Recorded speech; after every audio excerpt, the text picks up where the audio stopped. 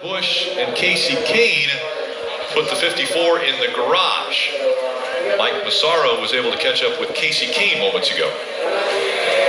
Kasey Kahne led 34 laps on Friday night, but a damaged race car is what he ended up with, finishing 12th. And the signature moment, I guess, of the night was the contact with the 54. What happened? Yeah, we had a good great clip Chevrolet. Kyle got mad because he got into it with his teammate off turn 2 on the start, and it shuffled him back to where I was. So then I'm racing to try to get by him.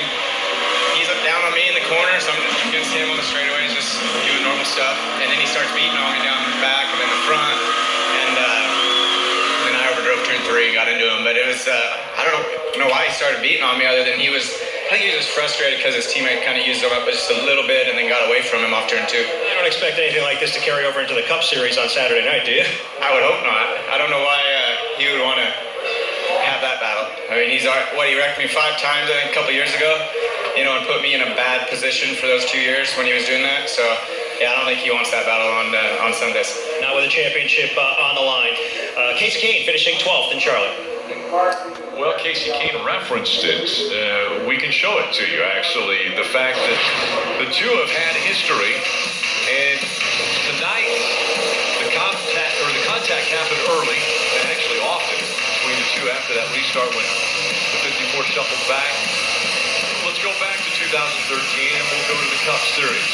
The Daytona 500, 18 hooking the 5. And Talladega into the wall. How about Darlington? And from last year, there's Pocono. So there is a history there, guys. You heard Kasey. I mean, he had the number. He remembers it. 5 times 1 year is what he was. What he just said. So when two drivers get together, you don't normally see the same guys getting together that many times in 1 year. So obviously, it looked like to me, Kasey felt like that Kyle would run into the side of him, and he drove into turn 3. He said he overdrove it. He did overdrive it. I think he overdrove it on purpose, and we'll see if this carries into Sunday. Well, and I think it's Kyle Busch is the one who has the most to lose. So whether he feels Kasey was responsible or not, I think it's up to these two to have a conversation before they get in their cars tomorrow night. Because Kasey Kahne's right. Kyle Busch is in the chase. He has the most points to lose. I think it would be the best interest for Kyle Busch for him to reach out and at least clear the air before they strap in tomorrow night. Daniel Suarez, we mentioned it's only a matter